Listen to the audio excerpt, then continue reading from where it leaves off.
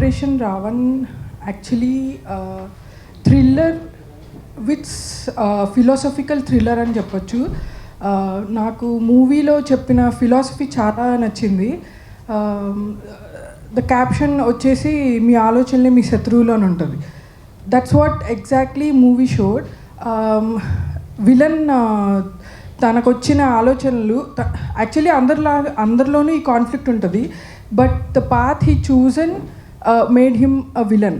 మనం కూడా అలాగే ఉంటుంది. అండ్ అది నార్మల్ రొటీన్గా ఉంది నేను చెప్తే, కానీ మూవీలో అతనికి వచ్చిన ఆలోచనలన్నింటినీ రాక్షసుల్లా చూపించి the conflict, the struggle that guy faces, అదంతా చాలా బాగా చూపించారు.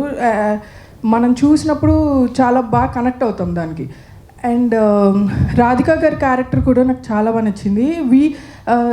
మన తోటి ఉన్న అబ్బాయి సడన్గా లేదంటే మనం ఫ్రెండ్స్ కానీ అదే మన ఫ్రెండ్స్ కానీ మామూలుగా మనం చేసేది మనం తెలియకుండా డిస్బిలీఫ్ ఉన్నప్పుడు తను అంటే నేను రాధికా గారు చేసిన ఈ యాక్టింగ్ నేను వేరే ఎందులో చూడలేదు. రాధికా గారే కాదు, వేరే క్యారెక్టర్స్ కూడా ద స్క్రీన్ ప్లే, ఆ సీన్ వెళ్ళిన విధానం అండ్ ఆ సీన్ డిస్క్లోజ్ అయిన విధానం అసలు ఎందులోనూ లేదు. దట్స్ వాట్ నేను డైరెక్టర్ గారు కూడా అదే చెప్పాను, చాలా బాగా చేశారు అది. ఇలాంటి మెంటాలిటీని చూపిస్తూ, సైకాలజీని ఫిలసాఫికల్గా చూపిస్తూ వచ్చే డిస్కషన్ జరిగే మూవీస్ చాలా తక్కువ. ఏదో థ్రిల్లర్ అంటే ఎంతసేపు థ్రిల్ చేయాలి, సస్పెన్స్ చూపించాలి, ఆ ప్రెషర్ ఉంటుంది. కానీ ఒక మేకర్స్కి ఒక సైకాలజీ పార్ట్ అది డిస్కస్ చేయాలి.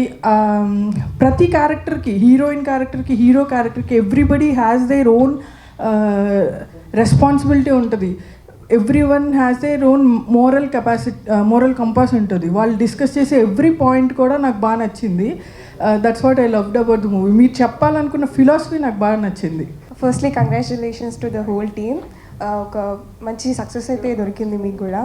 అండ్ మేము గెస్ చేయడం ఎలా ఉందంటే, ఆ థ్రిల్ని ఎట్లా అంటే ఆ విలన్ ఎవరు అని స్టార్టింగ్ నుంచి మీ బోత్ వై డిస్కసింగ్ ఇతనా అనేసి మేము కూడా పోలీసు, ఒకసారి డాక్టర్ అని అట్లా అనుకుంటూ ఉన్నాం. బట్ లాస్ట్ ఎక్స్పెక్ట్ చేయని విధంగా మేము స్టార్టింగ్ నుంచి అనుకుంటున్నాం. మేము అబ్జర్వ్ చేస్తున్నాం. ఓకే మేమైతే ఒక పాయింట్ని చూసాం, లైక్ అదే పాయింట్ విలన్ అయి ఉంటాడు అన్న థాట్లో మేము అతననే అనుకున్నాం. So our guess is correct and she won the prize అంతే. And your acting is too high. చాలా అంటే చాలా న్యాచురల్గా చేశారు. I wish you get future projects good. Thank you. ఒక డౌట్ డైరెక్టర్ గారు, లైక్ మీరు చూపించారు కదా విలన్కి చిన్నప్పుడు ఐకి ఒకటి ఎఫెక్ట్ అయింది అనేసి, బట్ ఇన్ ద కంటిన్యూటీ అది మిస్ అయింది అనిపించింది. అతని ఐ నార్మల్ టైంలో నార్మల్ ఉంది. అండ్ లాస్ట్లో ఎందుకు అనేసి అతని ఐని డిఫరెంట్గా చూపించారనే ఒక డౌట్ వచ్చింది అంతే. ఎక్కడుంది అది? మామూలు నార్మల్గా అంటే అతనికి మధ్యలోనే పోయినట్టుగా ఉంటుంది. అతను లేదు, చిన్నప్పుడు లేదు కదా. చిన్నప్పుడు అతను డైలాగ్ చెప్తాడు, నిప్పురవ్వ పడి కన్ను పోయినప్పుడు కూడా నేను ఇంత బాధపడలేదు అని చెప్తాడు. తెలుగు సినిమాని ప్రేక్షకుల ముందుకి తీసుకువెళ్ళడంలో ఎప్పుడు ముందుండే మీడియాకి మా ఆపరేషన్ రావణ్ మూవీ సక్సెస్ అయినందుకు ఈ సందర్భంగా మీ అందరికీ పేరున కృతజ్ఞతలు తెలియజేసుకుంటూ, మా ఆపరేషన్ రావణ్కి పాజిటివ్ రివ్యూస్ ఇవ్వడంతో పాటు దాని జనాల్లోకి మరింతగా తీసుకెళ్ళడానికి digital media, web media, social media, ఇలా ఏ ప్లాట్ఫామ్స్ ఏవైనా కానీ అందరూ మాకు చాలా సపోర్ట్ చేస్తున్నారు. ఈ సందర్భంగా ప్రత్యేకంగా మా పిఆర్ఓ శ్రీనివాస్ గారికి, సురేష్ గారికి ప్రత్యేక కృతజ్ఞతలు తెలియజేసుకుంటున్నాం. మరింతగా ఈ సినిమాని జనాల్లోకి తీసుకెళ్ళడానికి మీరు సహకరించాలని కోరుకుంటున్నాం. Thank you. చాలా హ్యాపీగా ఉందండి ఈ రెస్పాన్స్. నిన్న చాలామంది థియేటర్స్కి వచ్చారు, చాలా బాగుంది. ఫస్ట్ షో, సెకండ్ షో తర్వాత చాలా మంచి రెస్పాన్స్ వచ్చింది. అండ్ థియేటర్స్కి వెళ్ళాను, నేను నిన్న ఫారంకి వెళ్ళాను, ఆల్మోస్ట్ 70% ఫుల్ అయింది. వాళ్ళ దగ్గర నుంచి కొన్ని రివ్యూస్ తీసుకున్నాం, చాలా ఎక్సైటెడ్గా చూశారు, చాలా హ్యాపీగా ఉంది. ఇవాళ విజయవాడ, వైజాగ్ సక్సెస్ టూర్ కూడా ప్లాన్ చేస్తున్నాము. సో చూడని వాళ్ళు కూడా అందరూ చూసి మా సినిమాని బ్లెస్ చేయాలని కోరుకుంటున్నాను. చాలా మంచి సినిమాతో మీ ముందుకు వచ్చాము, ఆదరించాలని కోరుకుంటున్నాము. Thank you so much. అంటే ఆడియన్స్కి ఎప్పుడైనా కనెక్టెడ్గా ఉండాలనే ఆలోచనలో ఉన్నానండి నేను. సో అందుకే ఆ ప్రయత్నంలోనే ఆడియన్స్ ఎలా ఫీల్ అవుతున్నారు, ఆడియన్స్ ఎట్లా రిసీవ్ చేసుకుంటున్నారు ఒక సీన్ని. సెకండ్ హాఫ్లో 3 చోట్ల 4 చోట్ల మంచి ఒక హై రెస్పాన్స్ ఇచ్చారు, అరిసారు థియేటర్లో. సో అట్లాంటి రెస్పాన్స్ ఎట్లా ఉంటుందని చూడటానికి థియేటర్కి వెళ్ళాను. థియేటర్కి వెళ్ళినప్పుడు అనుకోకుండా రెస్పాన్స్ కలెక్ట్ చేసుకున్నాం అందరి దగ్గర నుంచి. అందరూ ఎంతమంది ఉంటే అంతమంది పాజిటివ్ రెస్పాన్స్ ఇచ్చారు. కొంతమంది వీడియో బయట ఇవ్వలేదు, పెద్దవాళ్ళు కూడా చూశారు సినిమా. ఒక ఫ్యామిలీ వచ్చారు, ఆ ఫ్యామిలీలో లేడీస్ చాలా ఎంజాయ్ చేశారు సినిమాని. రాధిక గారి పర్ఫార్మెన్స్ కానీ టోటాలిటీ ఆఫ్ ద మూవీని చాలా ఎంజాయ్ చేశారు. సో వీఆర్ వెరీ హ్యాపీ, అన్ని ఏజ్ గ్రూప్స్కి సినిమా నచ్చుతుందని. ఆ చేసింగ్ సీన్లో చాలా దెబ్బలు తగిలించుకున్నామండి. ఆ container episode was very difficult. ఆ బైక్ మీద నుంచి ఆ కంటైనర్ మీద దూకినప్పుడు కానీ అవి చాలా తగులినాయి. రకరకాలుగా ఆల్మోస్ట్ అది 12 రోజులు చేసాం ఫైట్ ఎపిసోడ్. లెగమెంట్ టేర్ అయింది. ఇంకా చాలా చిన్న బోల్డ్ అన్ని మెమరీస్. ఆ మెమరీ ఆ బాధలన్నీ ఈ సక్సెస్తో మర్చిపోయేటట్టు చేశారు జనాలు. So I thank each and every one. ఆ బైక్ మీద నుంచి కంటైనర్ మీదకి దూకే ఎపిసోడ్ అప్పుడు నిన్న థియేటర్లో ఆ రెస్పాన్స్ చూస్తుంటే నాకు చాలా ఆనందం వేసింది. లేదండి, అప్పుడు నాకు అసలు చిన్నప్పటి నుంచి బైక్ తోలనివ్వలేదు మా నాన్నగారు. ఈ సినిమాలోనే ఈ స్టంట్లన్నీ చేయించారు. రెస్పాన్స్ చాలా బాగుంది, పాజిటివ్గా ఉంది. నిన్న చాలా థియేటర్లో ఈవినింగ్ ఫస్ట్ షో అయ్యి ఫుల్ అయినాయి. సో చిన్న సినిమాకి మనం అంతకన్నా ఎక్కువ ఎక్స్పెక్ట్ చేయలేం. ఇవాళ నుంచి ఇంకా బెటర్గా ఎక్కువ మంది రెస్పాన్స్ బాగుందని మెసేజ్ చేస్తున్నారు. నిన్న రక్షిత్ వెళ్ళాడు కదా థియేటర్లో, ఇవాళ విజయవాడ, రేపు అలా వైజాగ్ వెళ్దామని అనుకుంటున్నాం. అంటే నిన్న రివ్యూలో రాసింది ఇంకా సైకోతో ఇంకా ఎక్కువ సీన్లు పెట్టాలి, లేకపోతే కామెడీ సరిగ్గా లేదు అన్నారు. నేను అసలు సినిమాలో కామెడీయే తీయలే. కామెడీ బాగా తీయటం ఏంటి, నేను అసలు కామెడీ సీన్ అనేది ఏం తీయలేదు, న్యాచురల్గా తీసాను మీరు.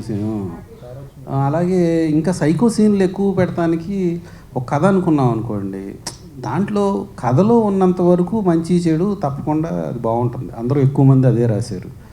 ఇప్పుడు రావణాసురుడు సీతను ఎత్తుకెళ్ళాక ఇంకా 10 మందిని ఎత్తుకెళ్ళటం ఉందా రామాయణంలో?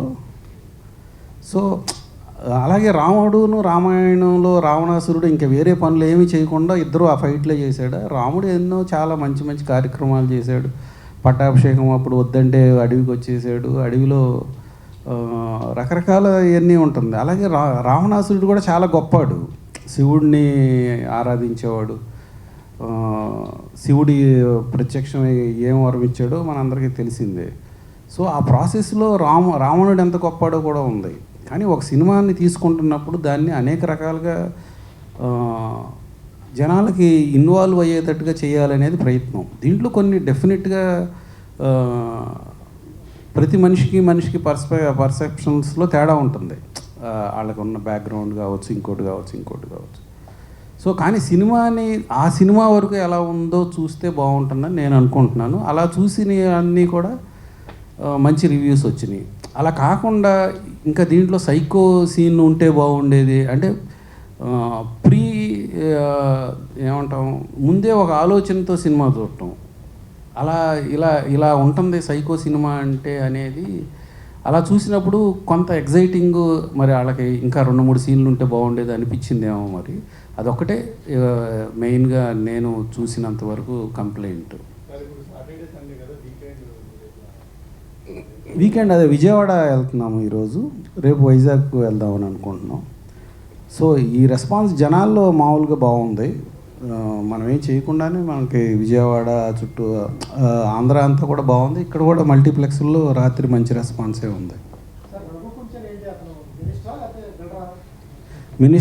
మినిస్టర్లు అందరూ కూడా మీ సచివాలయాలకు వెళ్ళి చాలా రోజులు అయిపోయిందనే ఉద్దేశంతో నేను అలా తీశాను.